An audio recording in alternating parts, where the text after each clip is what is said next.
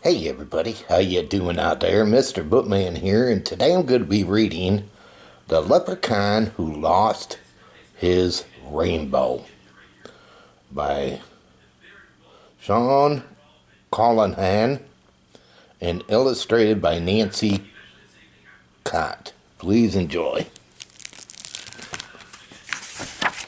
The Leprechaun Who Lost His Rainbow.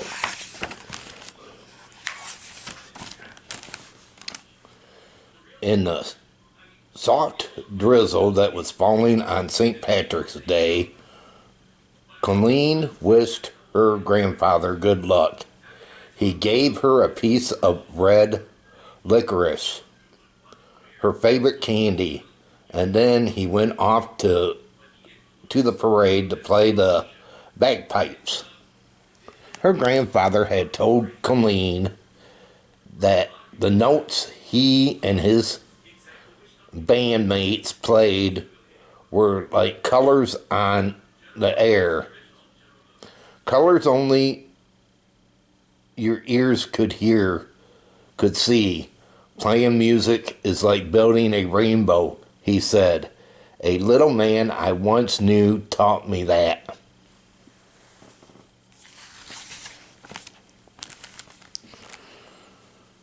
Her mom and dad were going to watch the parade from the window, but Colleen sat on the porch under her yellow umbrella. What if it rained so much that everyone went home and no one heard her grandfather's bagpipes? That would be a shame. His music was so beautiful and so sad it made people smile and cried at once.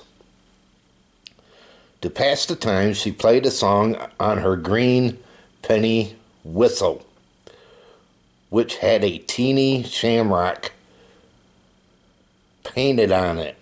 Her grandfather had brought it all the way from Ireland. It was her favorite thing in all the world, and she never let anybody touch it. When she finished the tune, she took a bite of her licorice. Just then, a little man appeared on the top step. He was a leprechaun. I like your penny whistle, the little man said. You played very well. Colleen started to say thank you. Then suddenly the leprechaun jumped in the air and took the licorice stick right out of her mouth. He dropped it into his hat. Thank you, he said. I'll be needing that. Or my name's not Roy G. Biv. It's just the shade of red I'm looking for.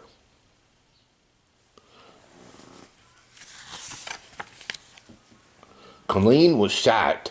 What are you doing? She shouted. Give me my candy. The leprechaun frowned.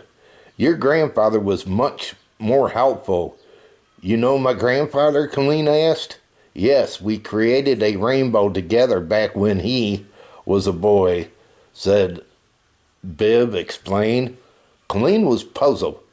Could this be the little man her grandfather talked about? Mr. Biv looked gloom. I've lost my rainbow again, and my gold is at the end of it. To be a leprechaun in good standing, I must have gold, so I need someone's help to build a rainbow. He paused. That someone is you.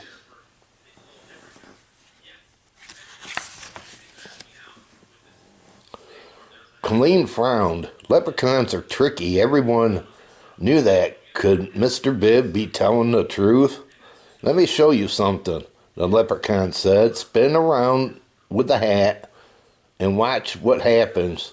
She twirled around holding the hat. Suddenly a streak of bright red, just like the color of her licorice, sprung out of the hat, hung in the air for a moment, then disappeared. Colleen was amazed.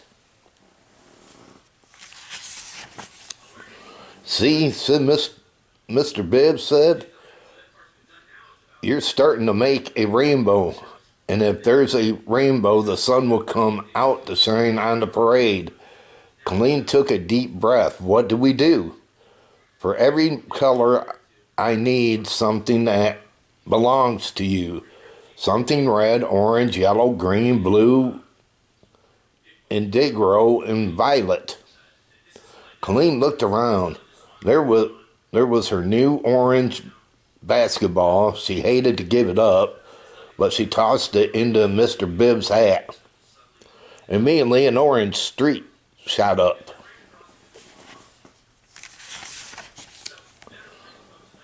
She gave him her yellow umbrella, yellow curved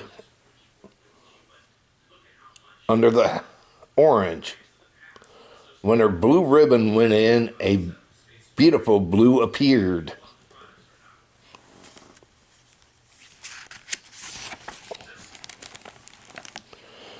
Next to go in was her indigo headband, and finally her favorite violet scarf.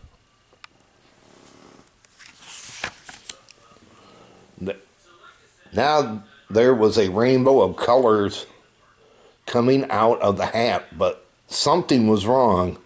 Right before the yellow and blue, there was empty space. Colleen knew which color was missing.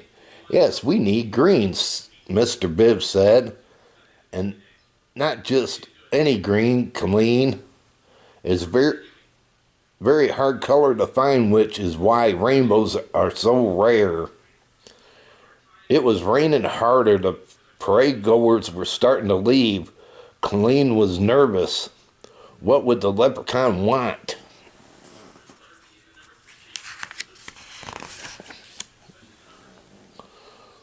You're going to have to make one more sacrifice.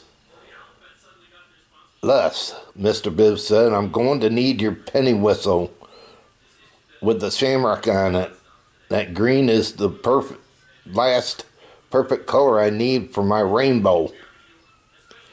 Colleen started to cry. No, she said, clutching her precious penny whistle. My grandfather gave it to me, but Colleen, dear, if you give me the penny whistle, you can make the sunshine on this parade, and your grandfather, said Mr. Bibb pleadingly. Colleen held the penny whistle to her lips and blew one last sad note. She paused and then dropped the penny whistle into the leprechaun's hat. In a flash, the rain stopped, the sun burst through the clouds, and a rainbow completed with the most beautiful shade of green ever spread across the sky.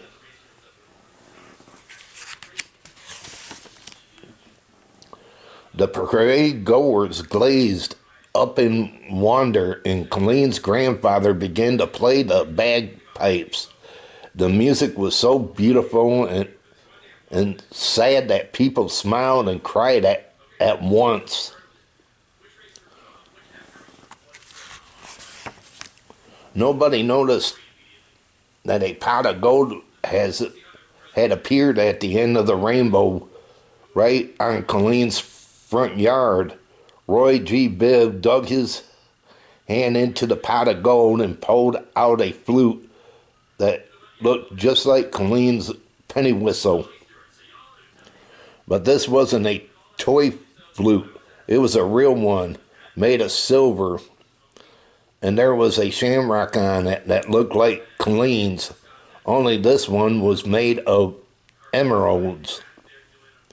Thanks for sharing with me, Mr. Bibb said as he handed Colleen the flute.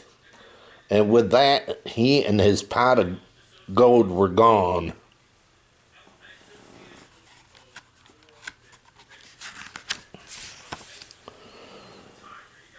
Colleen's grandfather stood in front of her. Who was that you were talking with? He asked. Roy G. Bibb, she said. He's a leprechaun. I thought I recognized him, said her grandfather said. He gave me this flute, Grandpa. Ah, 'tis a nice one. Silvered, just like my bagpipes. What do you say we play a tune? So together they played. When Irish eyes are smiling, the colors danced in air.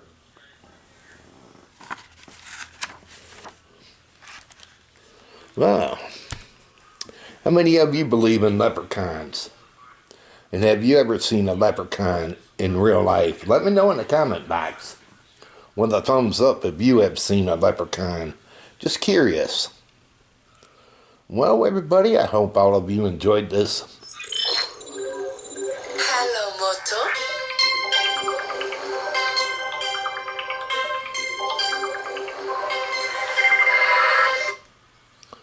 Hope all of you enjoyed this. Sorry for the interruption. Hope all of you enjoyed this book reading. And if you did, can you give it a thumbs up? Please. Also, hit that red subscribe button down below and subscribe to my channel. And check out my other readings I got. I got plenty, so feel free to check them out. Also, hit that notification bell when that red bell, whenever, or notification bell whenever I upload, you'll be notified.